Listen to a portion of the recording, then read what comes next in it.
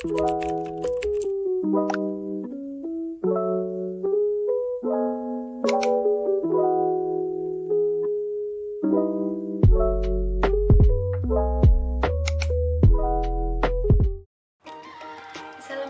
warahmatullahi wabarakatuh.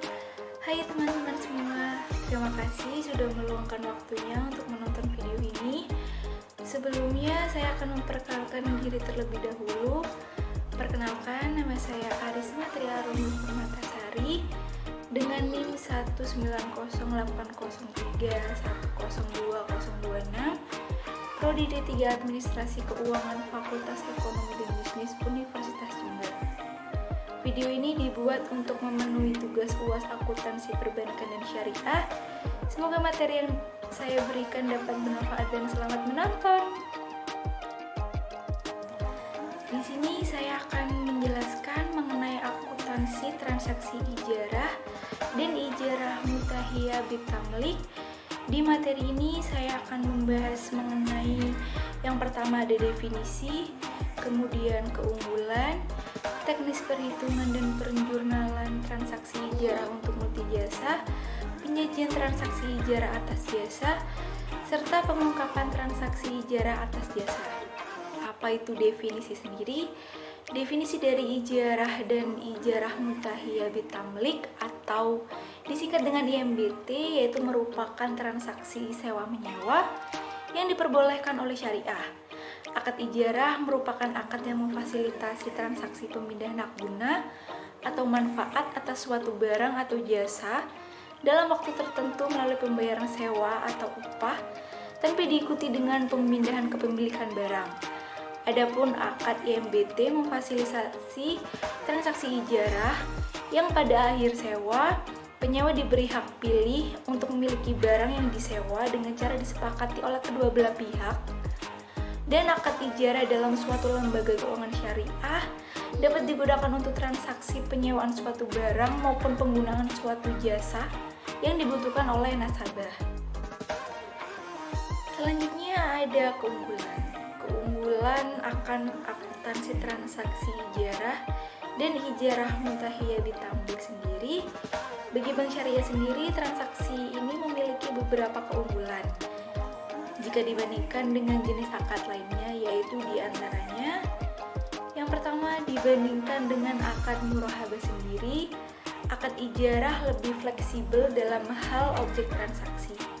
Pada akad murahabah, objek transaksi haruslah berupa barang, namun sedangkan pada akad ijarah, objek transaksi dapat berupa jasa, seperti halnya jasa kesehatan, pendidikan, ketenaga kerjaan, pariwisata, dan lainnya yang tidak bertentangan dengan syariah.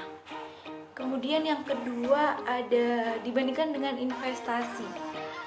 Jika dibandingkan dengan investasi, akad ijarah mengandung resiko usaha yang lebih rendah, yaitu pendapatan ijarah yang relatif tetap.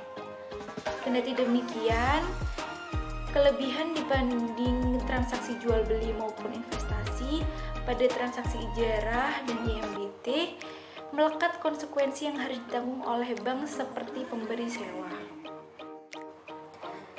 Selain keunggulan saja, transaksi ini memiliki rukun transaksi ijarah, di mana ada 3 rukun transaksi ijarah. Yang pertama ada transaktor, yakni penyewa dan pemberi sewa, di mana terdiri dari penyewa, biasa disebut dengan nasabah, dan pemberi sewa atau bank syariah.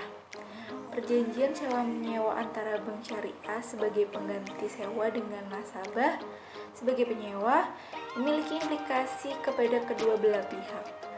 Kemudian yang kedua ada objek ijarah, yakni fasilitas dan uang sewa, di mana meliputi pembayaran sewa dan manfaat dari penggunaan aset. Kemudian ada yang ketiga, ijab dan qabul yang menunjukkan serah terima baik berupa ucapan atau perbuatan.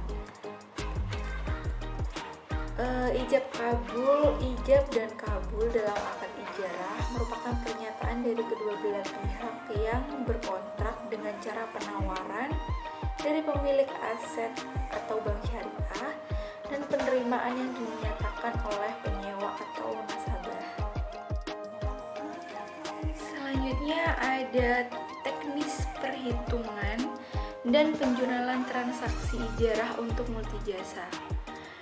Ya, di sini praktek perhitungan dan penjurnalan transaksi ijarah untuk jasa pada dasarnya sama dengan perhitungan dan penjurnalan transaksi ijarah untuk barang. Di sini terdapat kasus 12.3 yaitu transaksi ijarah untuk multijasa untuk memberikan contoh gimana teknis perhitungan dan penjurnalan transaksi ijarah untuk multijasa. Di sini ada Ibu Uli melakukan transaksi ijarah dengan BPNS Anugerah Sejahtera untuk keperluan biaya sekolah anaknya selama 1 semester di Universitas Gadjah Mada atau biasa disebut dengan UGM. Adapun informasi tentang transaksi untuk penyediaan jasa tersebut adalah sebagai berikut. Di sini ada biaya perolehan jasa yaitu sebesar 9 juta rupiah dibayar ke UGM tanggal 1 Februari 20 XA. Kemudian ada masa sewa. Di sini masa sewanya 6 bulan, dimulai 1 Februari 20 XA sampai dengan 1 Agustus 20 XA. Kemudian ada sewa per bulan. Di sini nominalnya sebesar 1.700.000 setiap tanggal 1 mulai bulan Maret. Kemudian ada penyusutan per bulan yaitu sebesar 1.500.000 setiap tanggal 1 mulai bulan Maret. Dan yang terakhir ada biaya administrasi 0,5% yaitu sebesar Rp45.000 diterima tanggal 1 Februari 20 XA. Kemudian akan dilanjutkan dengan jurnal-jurnal yang akan selanjutnya. Di sini ada jurnal-jurnal terkait dengan kasus yang sebelumnya saya bacakan. Yang pertama di sini ada pengadaan aset ijarah. Jurnal pengadaan aset ijarah jasa adalah sebagai berikut. Di sini ada tanggal 1 bulan 2 tahun XA dengan rekening debit aset ijarah dengan nominal sebesar 9 juta rupiah dan kredit rekening UGM dengan nominal sebesar 9 juta rupiah. Kemudian ada saat akad disepakati. Jurnal pada saat akad adalah sebagai berikut. Tanggal 1 bulan 2 tahun XA dengan rekening debit rekening nasabah atau kas sebesar nominal Rp45.000, kredit pengadaan administrasi dengan nominal sebesar Rp45.000. Selanjutnya ada jurnal saat pengakuan penyusutan aset ijarah dan pembayaran sewa ijarah. Berikut adalah tabel penyusunan aset ijarah dan pembayaran sewa ijarah. Itu yang nomor pertama ada biaya penyusutan sebesar Rp1.500.000 dan pembayaran sewa sebesar Rp1.700.000.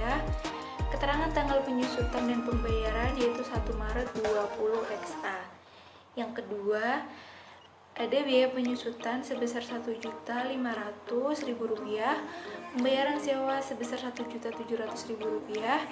Keterangan tanggal penyusutan dan pembayaran 1 April 20 XA. Yang ketiga, biaya penyusutan sebesar Rp1.500.000, pembayaran sewa Rp1.700.000. Keterangan tanggal penyusutan dan pembayaran 1 Mei 20 XA. Kemudian yang keempat, biaya penyusutan Rp1.500.000, biaya sewa sebesar Rp1.700.000. Keterangan tanggal penyusutan dan pembayaran 1 Juni 20 XA. Yang kelima, biaya penyusutan sebesar Rp1.500.000, pembayaran sewa sebesar Rp1.700.000. Keterangan tanggal penyusutan dan pembayaran yaitu 1 Juli 20 XA. Yang keenam, biaya penyusutan Rp1.500.000, pembayaran sewa sebesar Rp1.700.000. Keterangan tanggal penyusutan dan pembayaran 1 Agustus 20 XA. Yang ketiga, saya akan membahas mengenai subbab penyajian transaksi ijarah atas jasa. Berdasarkan PAPSI tahun 2013, terdapat beberapa ketentuan penyajian di laporan keuangan terhadap akun yang berkaitan dengan transaksi ijarah dengan jasa. Di sini yang pertama ada perolehan atas jasa disajikan sebagai bagian aset ijarah dan disajikan terpisah dari aset ijarah lain. Kedua, amortisasi atas perolehan aset ijarah disajikan sebagai pos lawan dari aset ijarah. Yang ketiga, porsi pokok atas pendapatan sewa multijasa yang belum dibayar disajikan sebagai piutang sewa.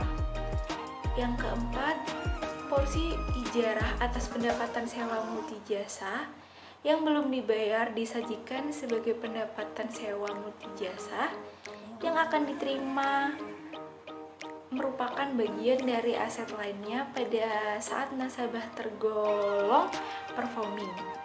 Sedangkan apabila nasabah tergolong non-performing, maka pendapatan sewa multijasa yang akan diterima disajikan pada rekening administrasif.